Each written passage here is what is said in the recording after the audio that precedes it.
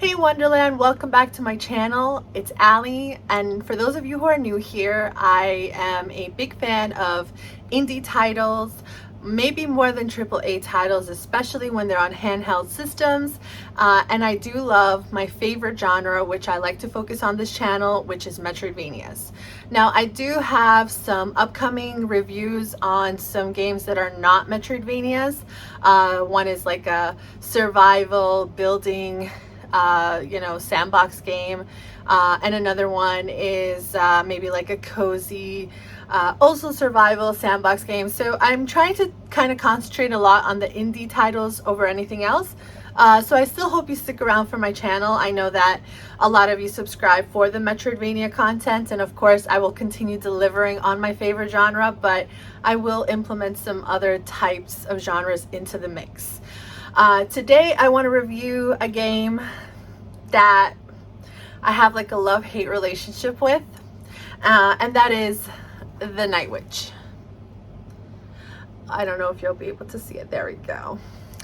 And the Night Witch happens to be a Metroidvania, but it is a mix of a bullet hell shmup with a Metroidvania. Now, I'm not the type of person that likes to play bullet hells, nor do I like to play shmups. And I know that a lot of you might love this kind of genre.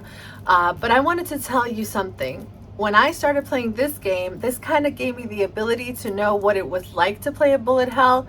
And I fell in love with the type of game that I might start to be a little bit more opened up to, I guess, this genre. But what I really love about the Night Witch is how they implemented such a blend of different genres into the mix, created one whole new type of game. Because let me tell you, nowadays Metroidvanias are very similar. You know, it's platforming, it's new abilities, it's backtracking. There isn't really anything new in a Metroidvania, and although they repeatedly use the same elements, it still comes out wonderful. I mean, I'm not complaining. Of course, give a girl some Metroidvanias and she's happy. But, you know, it kind of gets repetitive, so you kind of feel like you don't really want to play a Metroidvania one after the other because it's so similar in nature. But the Night Witch delivers on something new, something fresh that I think that if you guys give it a try, you are going to love it. So without further ado, here is my review for the Night Witch.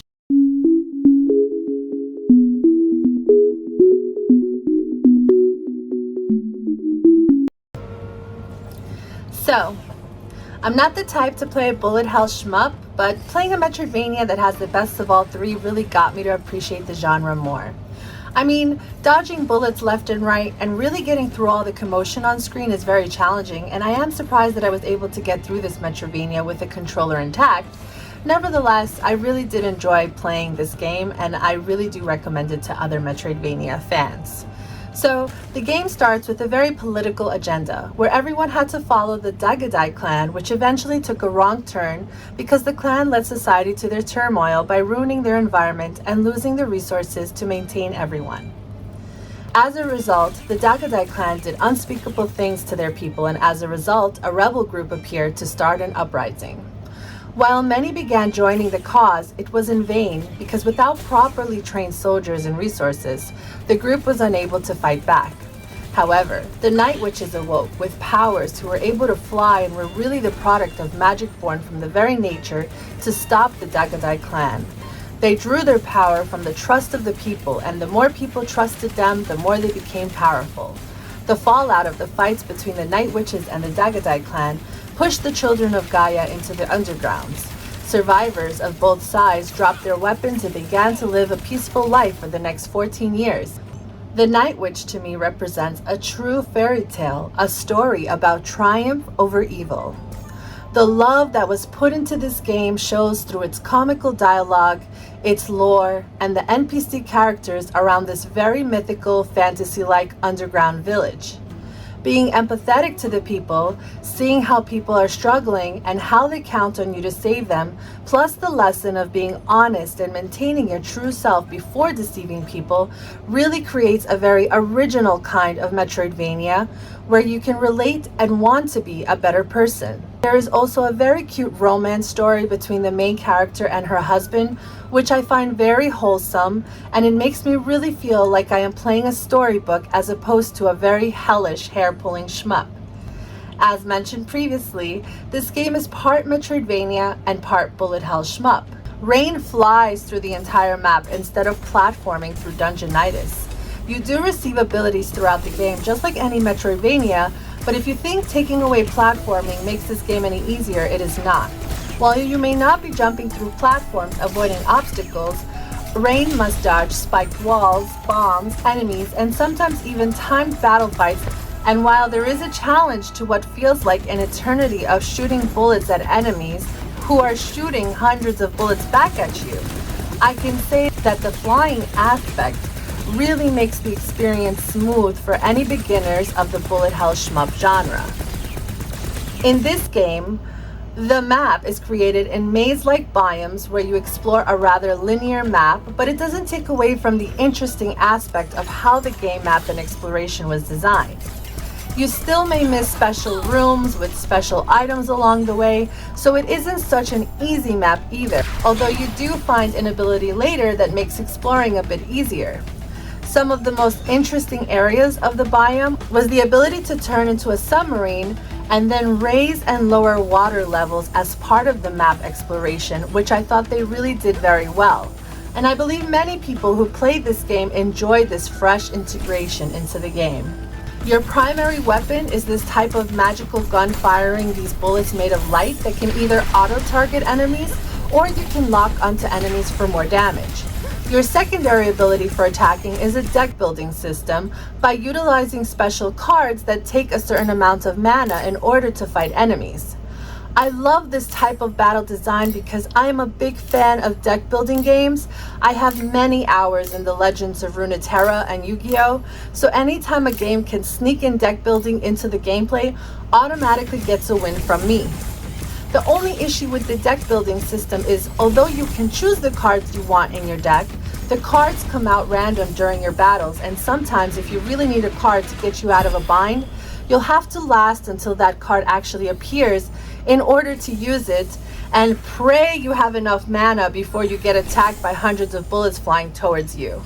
Spell cards range from powerful attacks on enemies to shielding yourself from all the flying bullets and even healing yourself. Although I myself never found the healing card, I have seen it in other videos on YouTube. The controls are smooth in this game, and whether you are playing on your PC, on your Steam Deck, or on your Switch, the game really delivers on how easy it is to play the game and easily accessible it is to shoot at enemies and use your deck simultaneously. Besides the abilities and the battle system, Rain can be leveled up by encountering people on the way who are in trouble and need your help. When saving them, you will get upgrades in a form of chain links that will level you up and allow you to choose buffers such as increased attack power or increased spell power.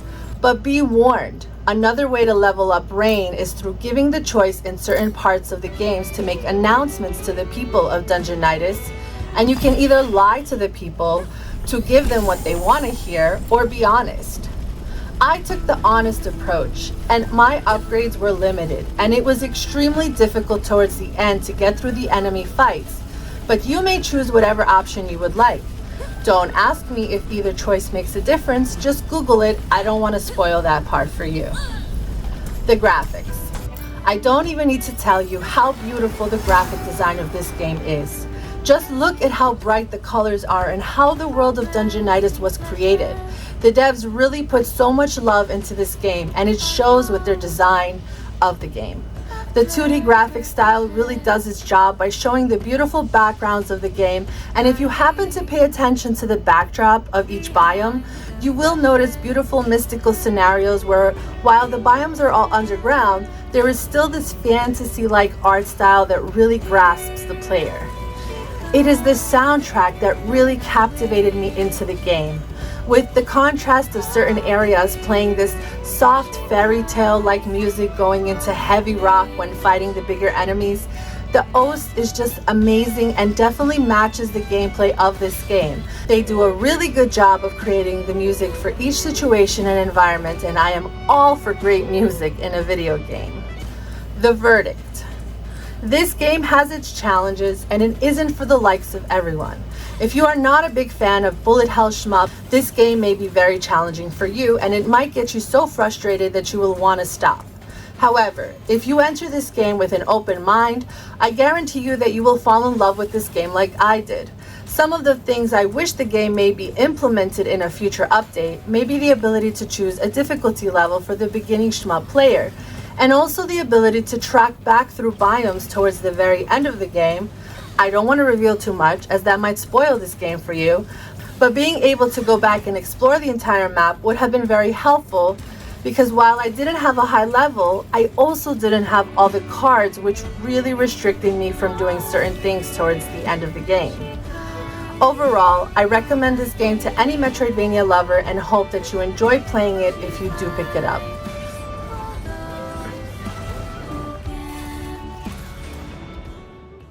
So this game has a really beautiful art case.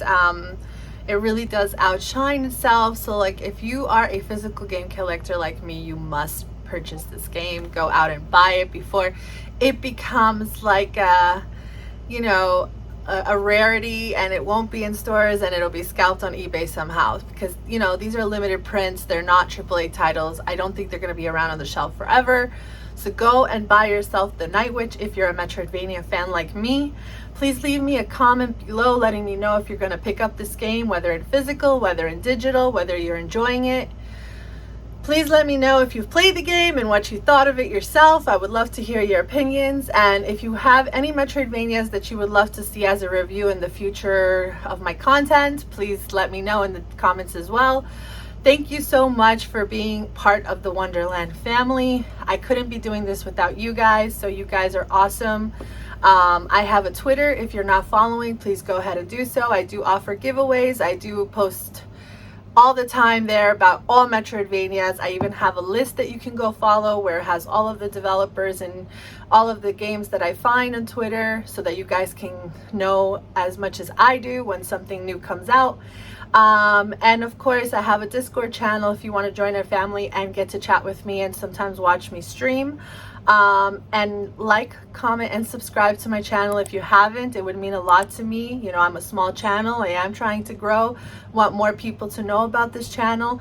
It would be a lot of help if you can help a girl out, maybe beat that algorithm and have other people get to know who I am and what I love to do.